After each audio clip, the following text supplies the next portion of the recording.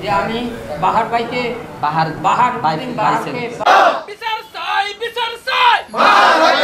একটা সংবাদে মৌলভী এলাকায় সোর্স সন্দেহে একজন লোককে হত্যা করা হয়েছে। তখন আমরা বিষয়টি যাই, আমরা সরজমিনে পরিদর্শন করি এবং পরিদর্শনের পরে আমরা যে মারা গেছে ওই ভিকটিমের পরিবারের যার দায়ী ছিল 6 জনের বিরুদ্ধে তার অভিযোগ দাখিল করে আমরা ওইটা হত্যা মামলা হিসেবে আমরা মামলা রেকর্ড করি।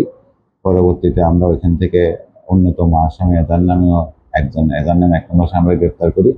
বাকি আসামিদের গ্রেপ্তারের জন্য আমাদের জোর প্রচেষ্টা অব্যাহত আছে।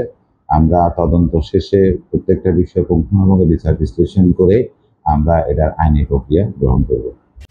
জি, আমার বিয়ে হয়েছে 3 বছর। হ্যাঁ, আমার 3 মাসের সন্তান ফেরত তাই আমার এটার দায়িত্ব কে নিব? তাই জনাব মনসুর আহমদ বাহার ভাই আলহামদুলিল্লাহ এই এলাকাতে একজন বেড়ে ওঠা মানুষ, অত্যন্ত সহজ সরল, বুদ্ধি প্রতিবন্ধী, সবার সঙ্গে সালামে কালামে চলতে তিনি, কারোর সঙ্গে কোনোদিন কোনো ঝামেলাও করে নাই। তো কিছুদিন আগে উনি চাকরি পেয়েছে স্টার লাইনে ফেনীতে। তো গত শুক্রবারও বাড়িতে ছিল তিনি। শুক্রবার রাতে তিনি সে কর্মস্থলে গেল, সেখান থেকে হঠাৎ ছুটি উধাও।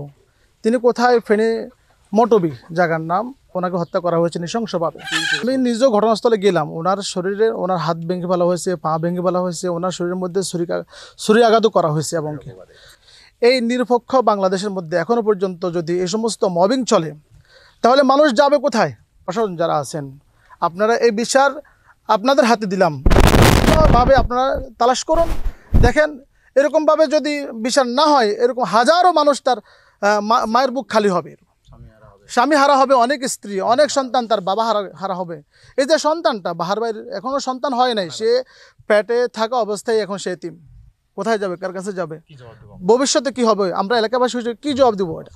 এই জন্য ভাই আমরা প্রশাসনের কাছে, সরকারের কাছে, সবার কাছে আমরা বিচার চাই, দৃষ্টান্তমূলক বিচার চাই।